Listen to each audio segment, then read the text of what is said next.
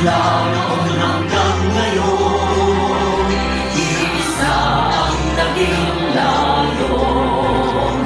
Magkaisa ang magulong, kaibigan ay marunong. Ngayon tayo mula sa hamon ng nakaraan, niyakos ang panganib na umanlang. Pinangako sa puso at paniniwala, ang ginhawa para sa kabataan. Bangsamoro ay tagumpay, bunga ng pawis, subo at buhay. Kapayapaan, katarungan, ay ating nang nakamtan. Alhamdulillah, alhamdulillah, pagpalain Bangsamoro. Bangsamoro, Bangsamoro, lagi kang mamahalin. Walang pipilisin sa damdamin, mga pangako'y tutuparin. Habang buhay kami sa'yo'y magpapatay, mananatili sa puso't isipan. Ang kahapong muling ay nanasawis ng buhay, nasa piling na ng may kapal. Bangsamoro ay tagumpay, bunga ng pawis, subo at buhay. Kapayapaan, katarungan, ay ating nang nakamtan. Alhamdulillah, alhamdulillah, pagpalain Bangsamoro.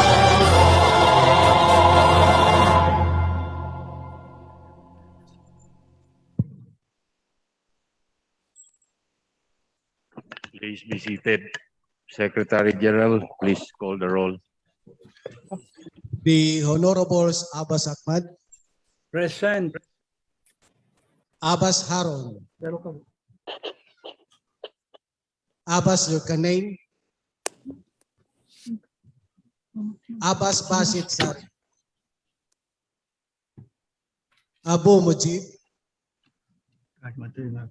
Adyong Jiaur Rahman Alonto, Ahang Abdullah, Alamiya Laisa, Alauddin Faiz, Present. Ali Ibrahim, Present. Present. Ali Lanang Jr., Ali Edi Mapag, Alil Cesar, Ambuloto Suarto, Ampatuan Baintan, Anayatin Susana, Asmawel Muslima, Balindong Ali Pangalian, Bara Hamidan Minudin, Present. Osman Anna Tarhata, Burahan Abraham, Andaw Bay Malayha, Present. Nandamo Latif Paisara, Present. Diabla Musa, Dipatuan Saprula, Ibrahim Ahod,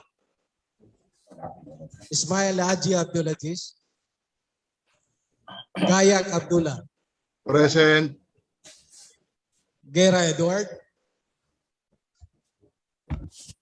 Hasim Abdullah, Present. Hasan Hatimil, Present. Iqbal Muager, Ismail Rasul, Jajuri Raisa, Present.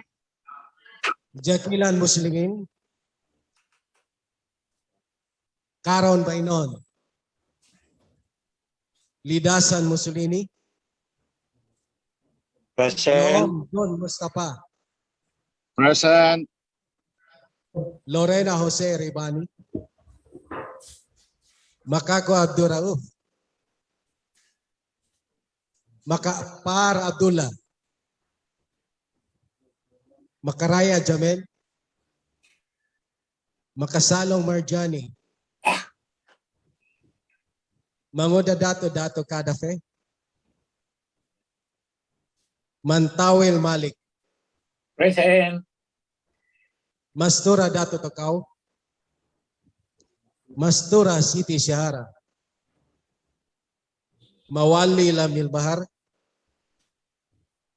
Mitimbang Dato Midpantaw. Mitmug Rasul. Present. Mujahid Present. Abdul Muhmin. Munoz Hussein. Oranon Suwaid. Present. Pakasa Mabayda. Pak Abdul Wahab. Pangandaman Nabila Margarita. Present. Ramos Diamila. Rimbang Edrisa Nasser. Zakar Madayaw. Salendab Said. Sali Al Said. Saliga Romeo. Salik Ali. Sangki Ali. Sani Punduma. Satar Alzad. Present. Sema Omar Yasser. Sema Romeo. Sheikh Said. Silongan Aida. Present. Sulaiman Ali. Tago Paisalin. Present. Tan Nabil. Present. Ujja Sahi. Ulama Melanio. Present. Usman Asfar. Jacob Muhammad. UAK Narciso.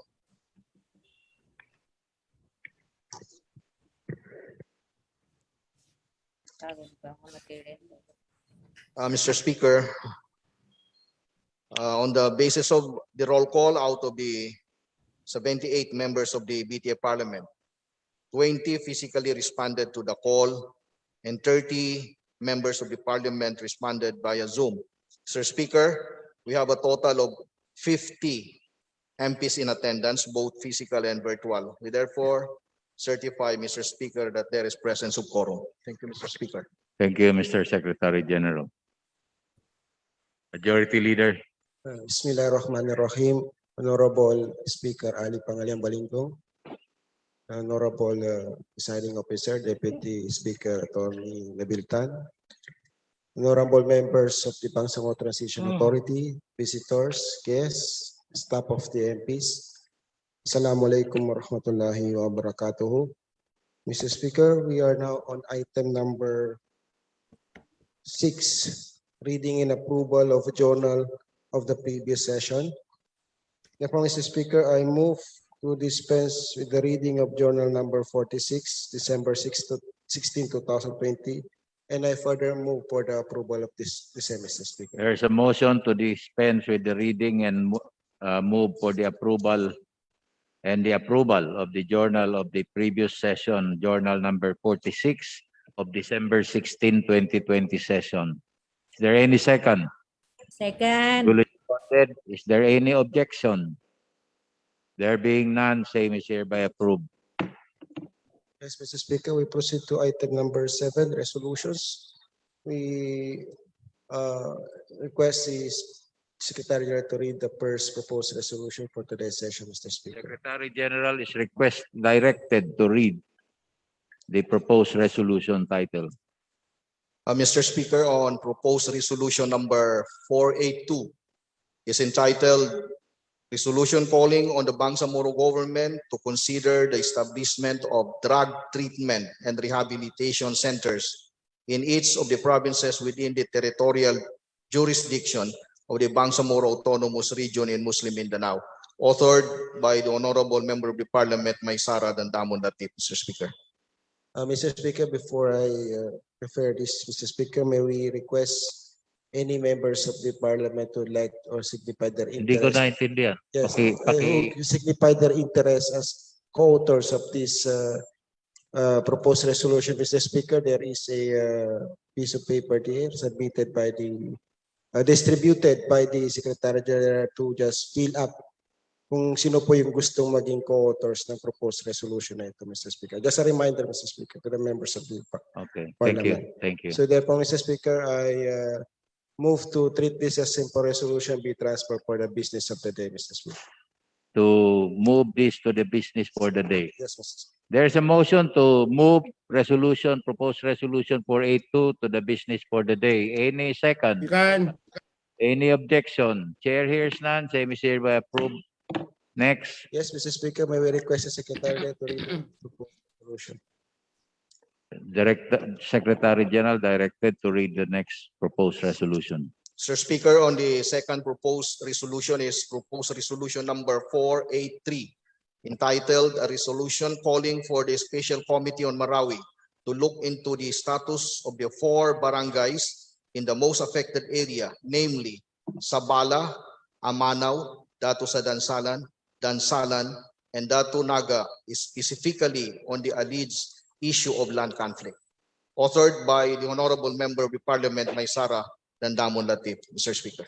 Yes, Mr. Speaker, I move to refer this to the Special Committee on Marawi, Mr. Speaker. Referred to the committee. The Special Committee on Marawi. Referred to the special committee on Marawi. Any second? Second. Any Second. objection? Chair hears none. Same is hereby. Yes, Mr. Speaker, may we request the Secretary General to read the next proposed resolution. Secretary General is directed to read the next proposed resolution. Yes, Mr. Speaker. Next proposed resolution is proposed resolution number 484, entitled A Resolution Directing the Ministry of Transportation and Communications, MOTC, to apprise the Bangsamoro Transition Authority on the status of landside development of all airports in the Bangsamoro region. Authored by the Honorable Members of the Parliament, Baintan Adilampatuan and Amil Bahar Mawalil. Co-authored by the Honorable Members of the Parliament, Liza Alamia, Suharto Ambuluto, Don Mustafa Luong, Rasul Mitmog Jr., and Rasul E. Ismail, Mr. Speaker. Mr. Speaker, I move to refer this to the Committee on Transportation and Communications. There's a motion to refer this to Committee on Transportation and Communication. Is there any second? Second. Is there any objection? Chair hears none. Same is hereby referred to the committee. May we request the Secretary General to read the next proposed resolution, Mr. Speaker. May I direct the Secretary General to read the next proposed resolution. Sir Speaker, on the next proposed resolution is proposed resolution number 489, entitled Resolution Requesting the Philippine Statistics Authority to present before the Bangsamoro Transition Authority Parliament a full briefing on all statistical data obtained within the Bangsamoro Autonomous Region to serve as the official statistics and basis in formulating more responsive and effective policies and programs for the Bangsamoro people. Authored by the Honorable Member of the Parliament, Rasul Mitmog Jr., co-authored by the Honorable Members of the Parliament, Liza Alamia, Suharto Ambuluto, Baintan Ampatuan, Rasul Ismail, Don Mustafa Luong, and Amil Bahar Mawalil, Mr. Speaker. Mr. Speaker, I move to refer this to the Committee on Rules, Mr. Speaker. Committee on Rules. Yes, Mr. There is a motion to refer this to the Committee on Rules. Any second? Duly seconded. Any objection? Chair hears none. Same is hereby approved. May we Next. request the Secretary General to read the next proposed resolution, Mr. Speaker. May we request the Secretary General to read the next proposed resolution, Mr. Speaker. The Secretary General is hereby directed to read the next proposed resolution. Mr. Speaker, on the next proposed resolution is proposed resolution number 493 entitled Resolution Requesting the Bangsamoro Government through the Ministry of Health of the Bangsamoro Autonomous Region in Muslim Mindanao to include in the provision of COVID-19 vaccine the remaining unvaccinated labor force working in establishments within the BARM. Author by the honorable members of the Parliament, Romeo Sema, Abdullah Igayak, and Ibrahim Ali. Co-authored by the honorable members of the Parliament, Maysara Dandamun Latif, Sahi Udza, Abdullah Hashim, Rasul Ismail, Muslimin Jakilan, Bainun Karun, Mussolini Lidasan, Siti Sahara Mastura, Suaib Uranon, Ubayda Pakasam, Ali Osalik, Narciso Yueki, Rasul Mitmog Jr., Aida Silungan, Al-Said Sali, and Cesar Alil, Mr. Speaker. Mr. Speaker, I move to refer this to the Committee on Health. Committee on On Health. Health. Yes, Mr. Speaker. There's a motion to refer this proposed resolution 493 to the Committee on Health. There any second? Second. There any objection? Second. Second. There hears none. Same is hereby approved. Yes, Mr. Speaker, we proceed to item number 8, per stage of bills. May we request the Secretary General to read the first proposed bill, Mr. Speaker. May I direct the Secretary General to read the next proposed bill? Bill, Mr. Speaker, and the first First stage stage of the bills na tayo. Yes, Mr. Speaker. BTA Parliament Bill number 96. Yes, Mr. Speaker, on item 8 on first stage of bills, the first BTA Parliament Bill number 96 is entitled An Act Establishing and Constructing a Level 1 General Hospital with 50-bed capacity in Municipality of Masio in Province of Lanao del Sur to be known as the Alim Abdulaziz S. Mimbantas Memorial Hospital and appropriating funds therefore and for other purposes. Authored by the Honorable Member of the Parliament, Safrula Dipatuan, Mr. Speaker. Yes, Mr. Speaker, again, this is a private member bill. There is a piece of paper distributed by the Secretary General. If members of the Parliament would like to be a co-author, just write their name in that piece of paper. Who wants to co-author, you can also submit the printed form given to you when you entered Yes, Mr. Speaker. to minimize on time. Speaker. Yes, Mr. Speaker. May we request the Secretary General to read the next proposed bill, Mr. Speaker? Anong ano mo dito? Yes, Refer wala to pa, the wala pa. committee? Wala pa, sir, wala pa. Sa next na lang. Mamaya na. Mm. Next First proposed stage. bill. First stage pa lang yan. Oo First nga. stage. Pero Okay. second stage pang referral. Secretary General to read the next proposed bill, Mr. Speaker. Bill number 2 na tayo, Mr. Speaker. Number 2.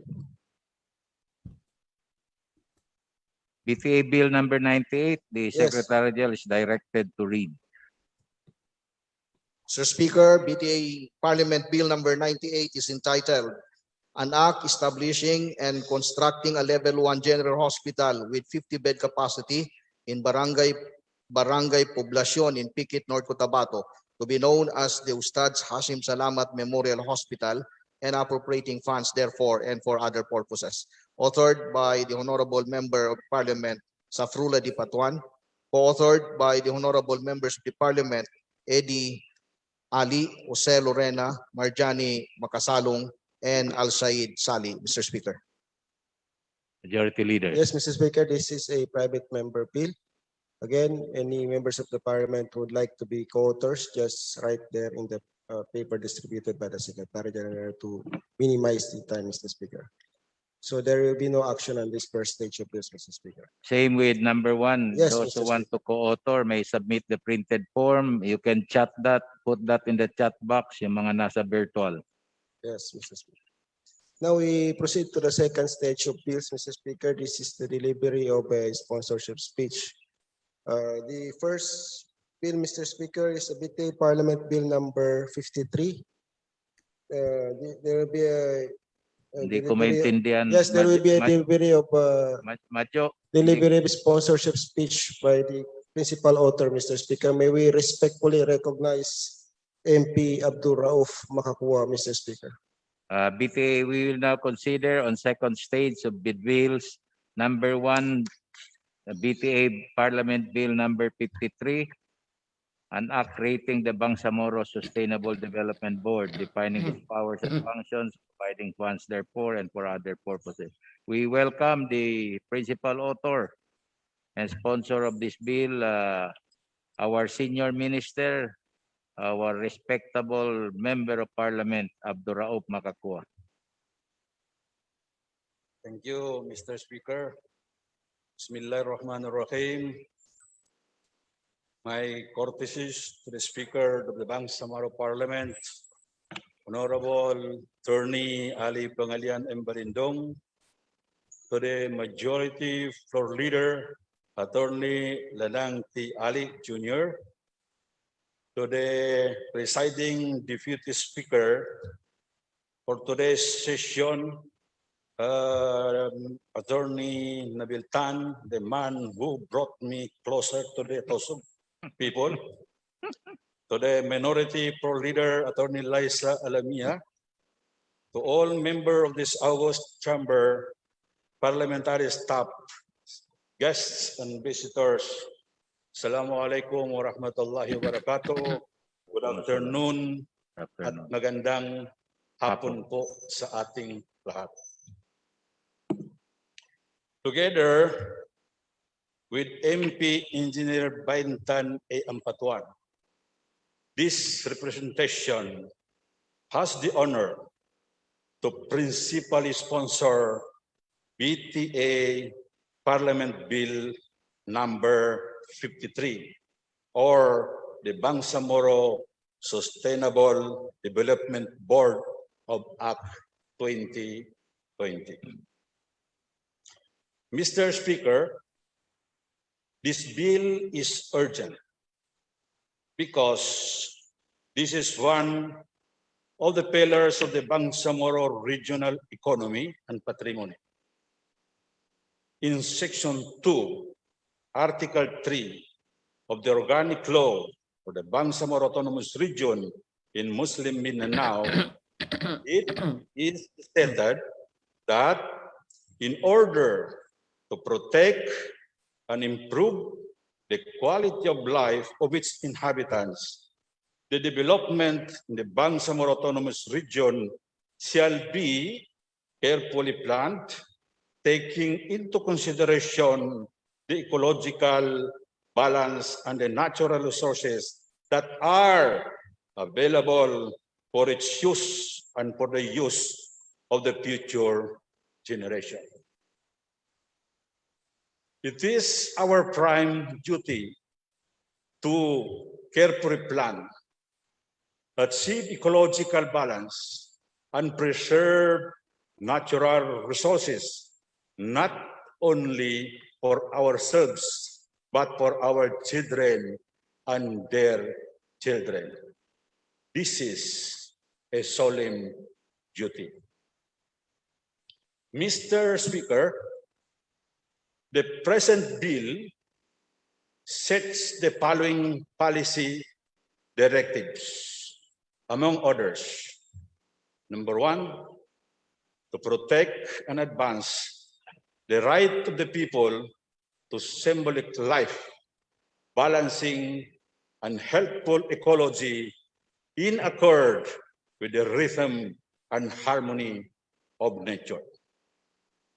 Number 2, to protect and improve the quality of life of jurisdiction through the most efficient, cost-effective planning, development of the Bangsamoro Autonomous Region, taking into consideration the proper utilization and ecological balance of the natural resources, both renewable and non-renewable, for the next generation. It shall promote the effective utilization of the Bangsamoro resources including the manpower to attain economic development through livelihood and social justice. It shall likewise provide equal opportunities for the development of constituents local government units and shall strengthen governance system to ensure both directly and indirect stakeholders participation with consultation. Ensure every Filipino, Moro, Barn constituents and its territorial jurisdiction the provision of the basic necessities and provide equal opportunities in life, because social justice shall be promoted in all aspects of life, phases of development in the Bangsamoro region. It recognizes and promotes the rights of non-Moro indigenous people, and it recognizes and empowers the cultural and spiritual aspect of the people as the major core of our identity. Mr. Speaker, the bill establishes the Bangsamoro Sustainable Development Board, which shall be composed of representatives from the national government and the Bangsamoro government. The board shall be chaired by the Ministry of Environment and Natural Resources and Energy with the following members. Letter A, Executive Secretary, now the Senior Minister. B, Minister of Agriculture, Fisheries and Agrarian Reform. C, Minister of Interior and Local Government. D, Minister of Science and Technology. E, Ministry of Trade, Investment and Tourism. F, Ministry of Indigenous Peoples Affairs. Z, Bangsamoro Youth Commission. H, Bangsamoro Commission. I, Director General of the Bangsamoro Planning Development Authority, provided also that the national government shall nominate its representative to the board. Mr. Speaker, the proposed bill grants the board, among others, the following powers and functions. Develop an environment management plan for a comprehensive framework for sustainable development through the proper conservation, preservation, utilization, and development of renewable and non-renewable natural resources.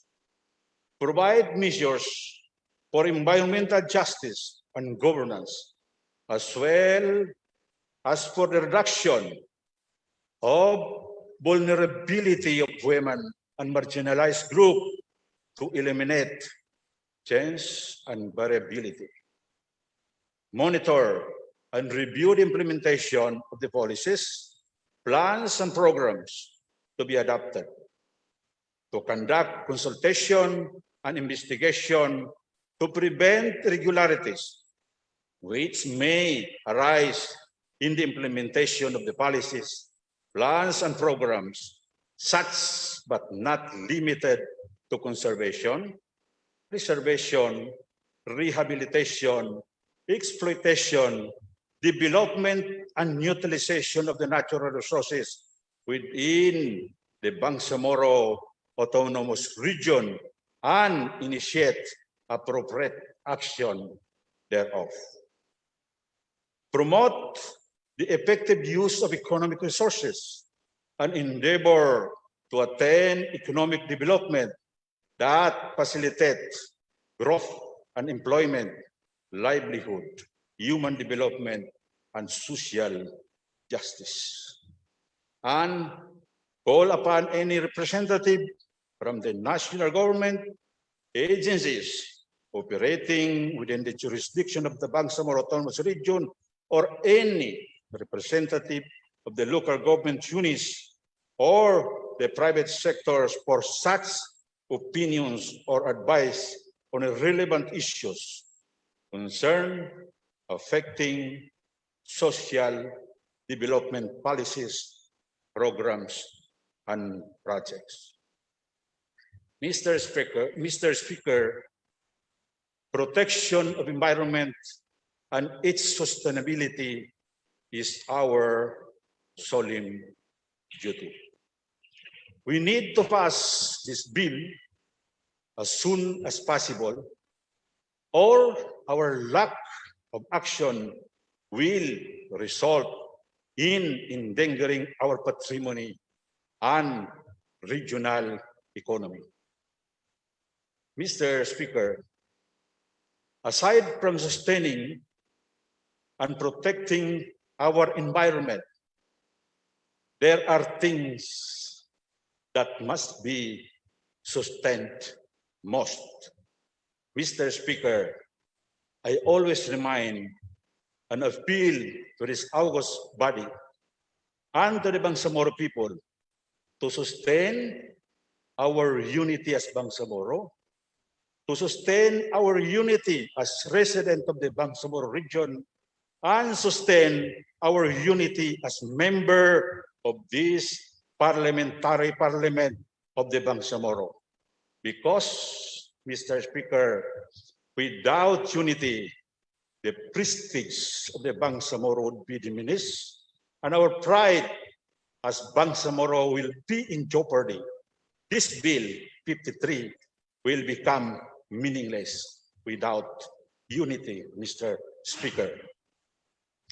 To conclude, Mr. Speaker, this representation in behalf of other co-authors, I particularly mention by Intan Ampatuan, would like to appeal for the speedy passage of the Bangsamoro Sustainable Development Board Act of 2020 for the betterment, prosperity of the Bangsamoro people.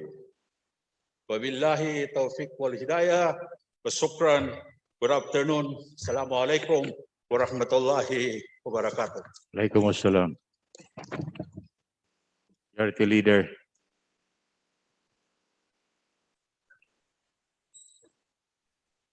Mr. Speaker, I move to refer this BTA Parliament Bill number 53 in Committee on Rules, Mr. Speaker.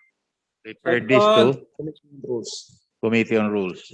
There's a motion to Second. refer the Committee on Rules, BTA Parliament Bill number 53. Duly seconded. Is there any objection?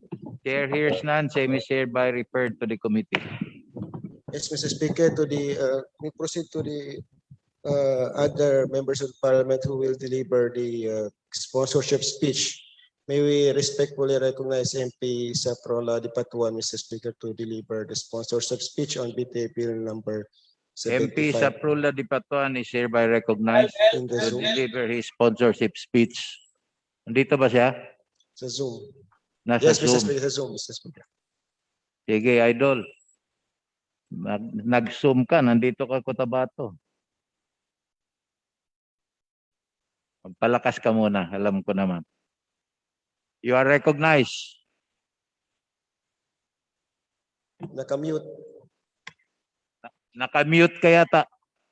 Okay. Thank you very much, Mr. Speaker. A'udhu billahi minash shaitanir rajim. Bismillahirrahmanirrahim.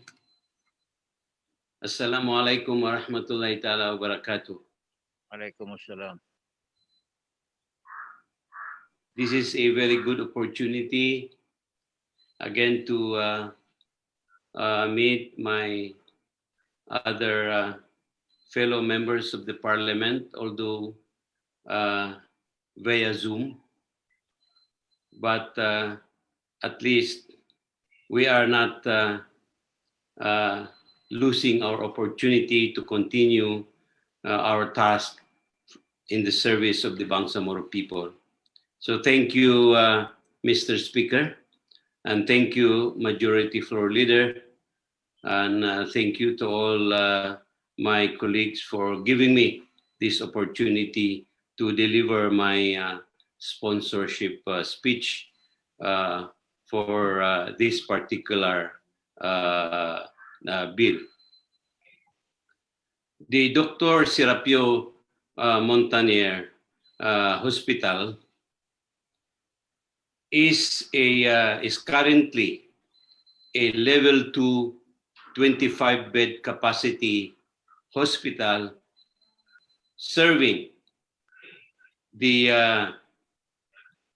coastal area of the province of Lanao del Sur. But in reality, it is not only serving the coastal area of the province of Lanao del Sur, because many of the patients, our fellow Bangsamoro brothers and sisters coming from the municipalities of Matanog, Boldon, Barira, and Parang in the province of Maguindanao are also seeking consultation and hospitalization in this hospital. It is therefore important that this Dr. Serapio Montanier Hospital, which is the only hospital that is serving the coastal areas of the province of Lanao del Sur, be upgraded so that it can cater to its clients, because an approximate more than 200,000 Bangsamoro people are being served by this hospital. And if we are going to see the available bed capacity, which is only 25, and if you are also going to consider the pandemic that we are facing today, this hospital, which is one of the most operationalized hospital in this area, because I have visited the same hospital and have noted that it is well managed, and it is the policy of this hospital that all patients are enjoying no balance billing, which means that all patients of Dr. Serapio Montanier Hospital are not only being treated and confined free of charge, but all these patients are given home medications free of charge. So in order that we can realistically, and this hospital can cater to its need, because if you are going to see the bed occupancy rate of the hospital sometimes reaches 500%. The rooms of the hospital are always full. And every time I visit this hospital, even the aisles of this hospital are full of patients. I am therefore asking my colleague, since one of the priority of the Bangsamoro Autonomous Region in Muslim Mindanao, as included in the top priorities of our Honorable Chief Minister, Ahud B. Ibrahim, is the delivery of medical services to our constituents. I am therefore asking my colleagues to please help me and join me in passing this proposed bill that will convert the Dr. Serapio Montaner Hospital from a level 1, 25-bed capacity to a level 2, 100-bed capacity. For your information, members of the Parliament, there is now an ongoing construction of a COVID isolation facility within the perimeter of the said hospital. This COVID isolation facility will add 100 beds to the current 25 bed available in this hospital. So in short, once this pandemic is over, there will be already 100 bed capacity that will be included in the current bed capacity of this hospital. I therefore appeal to this august body to pass this proposed bill within our time so that we will be able to face this pandemic that we are facing today. Thank you very much. Assalamualaikum warahmatullahi ta'ala wabarakatuh. Waalaikumsalam. Yes, Mr. Speaker, I move to refer this particular bill to Committee on Health, Mr. Speaker. This proposed bill is hereby, there's a motion to refer this to the Committee on Health. Is there any second? Second. Is there any objection? Chair hears none. Same is hereby referred to the Committee on Health. Again, Mr. Speaker, may we respectfully recognize MP Dipatuan to read his sponsors of speech on BT Parliament Bill number 99, Mr. Speaker. MP Sap Dipatuan is hereby recognized. Once again, thank you very much, Mr. Speaker and Majority Floor Leader. Mr. Speaker, I have the honor to sponsor proposed bill number 99, which is the conversion of the Tamparan District Hospital, a 100-bed capacity, 100-bed capacity level 1 hospital into a level 2, 150-bed capacity Provincial Hospital of Lanao del Sur.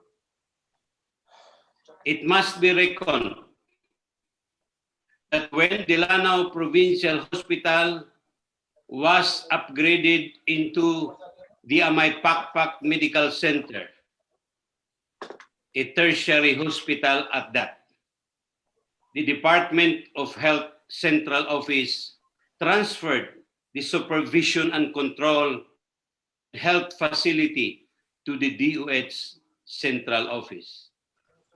Therefore, this is the reason why the Amay Pakpak Medical Center, although located in Marawi City, is not under the supervision and control of the Bangsamoro Autonomous Region in Muslim Mindanao.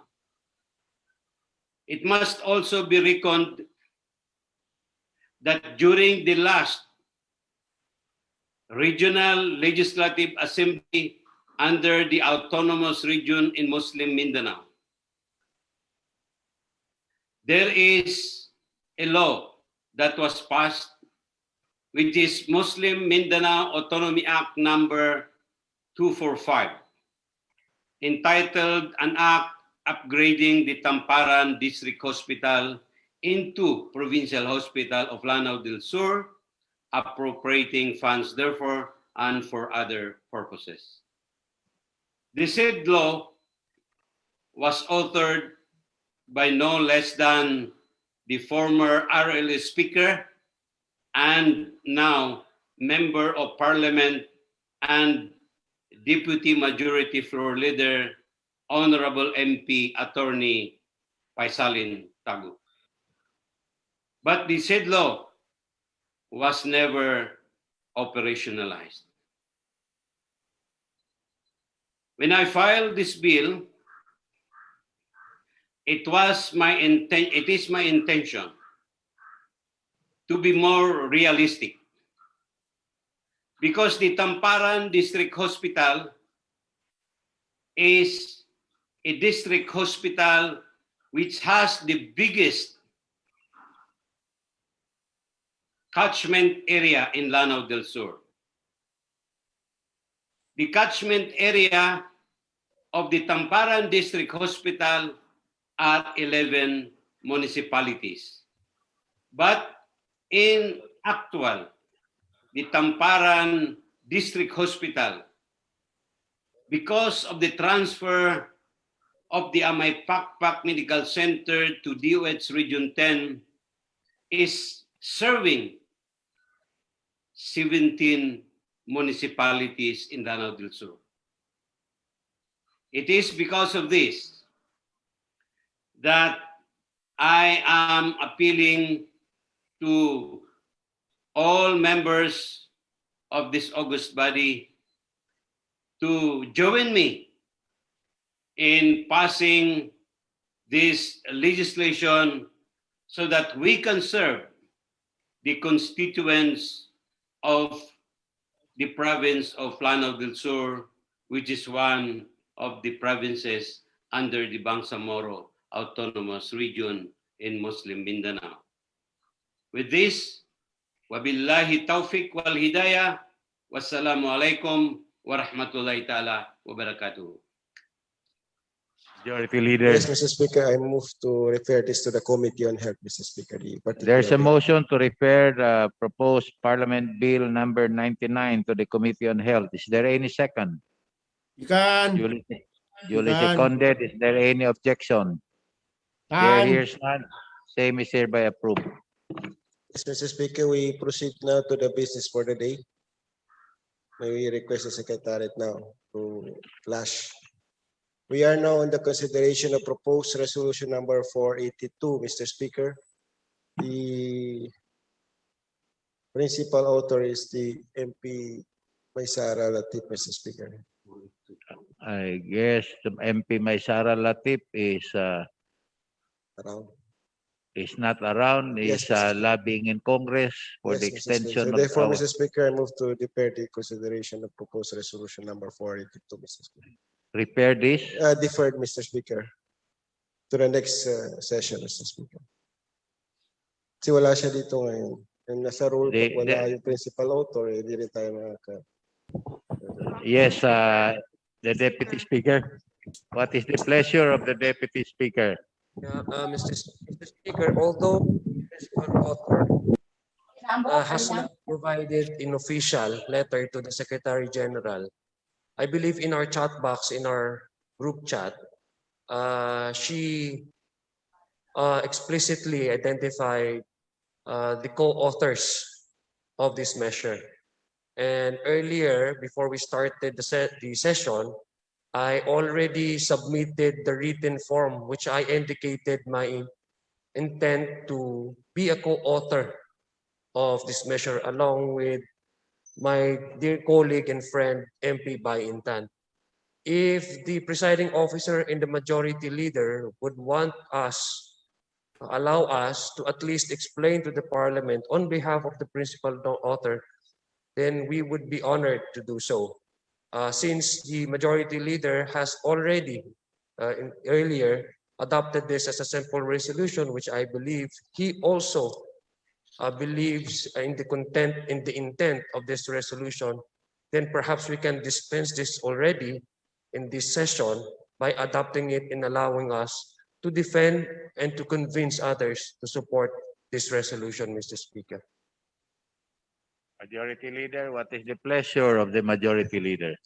Mr. Speaker, as far as I remember our agreement in the previous sessions, Mr. Speaker, in regard to principal author who would like to assign some of the co-authors to defend the particular resolution, we may do so, Mr. Speaker. However, my predicament, Mr. Speaker, is we don't have any official document or statement from MP Maysara Latif that he or she So is you will now defending this defer this for bill. the next session. Yes, Mr. Speaker. There's a Mr. motion to Mr. defer this Speaker, to the next before- session because the ruling- principal sponsor is not around and there is no official communication to the effect. Mr. Those Speaker, present are co-authors or who have signified only today our co-authorship, including myself. Mr. So, Speaker, before ruling Engineer on the, Baintan, MP, and the Deputy Minority Leader is recognized. Engineer Baintan. thank you very much, Mr. Speaker. As mentioned by the good majority floor leader, we have no evidence that the principal author authorizes or authorizes some co-authors of this proposed resolution. May we know, Mr. Speaker, if the principal author is still online, so that she can confirm that she is accepting our request to be the co-author and allow us to defend. I think you need to be a principal author. Mr. Speaker, based on experience, Mr. Speaker, I know that there are many resolutions that we have Mr. discussed, Speaker. even though that the authors are online, Mr. Speaker. Mr. Speaker, But I may will we- not argue with the ruling of the chair, Mr. Speaker. Majority Leader, Yes, Mr. is Speaker, there may any? we ask the Secretary General to determine whether MP Hindi ko Maysara Latif, naintindihan, Major. MP Maysara Latif is in Zoom, Mr. Speaker. May we request the MP Secretary General? Maysara is in the Zoom? Mr. Speaker, Wala is po. not in the Zoom, Mr. Speaker. In that case, Mr. Speaker, I move to defer this until tomorrow session. Mr. The resolution number 482 is deferred until Tomorrow, Mr. tomorrow Speaker. session. Speaker, And- before we act, Mr. Speaker, just a quick manifestation. We do not argue with the decision of the majority leader, but we would like to put into record, Mr. Speaker, that this will be a precedence and hope this will be in the coming days, that this will be the standard policy that we will adopt in this parliament. Thank you, Mr. Accordingly, Speaker. it is our agreement. Yes, So Mr. Speaker. Only principal sponsors will do it. Yes, Mr. Speaker. Thank you very much. Yes, Mr. The Speaker. proposed resolution 482 as moved by the majority leader is hereby deferred to tomorrow. Yes, Mr. Speaker. Okay. There being no other agenda in the order of business, Mr. Speaker, I move to adjourn this session. There is a motion to adjourn the session. Second. Is there any second? No need for a Second. second.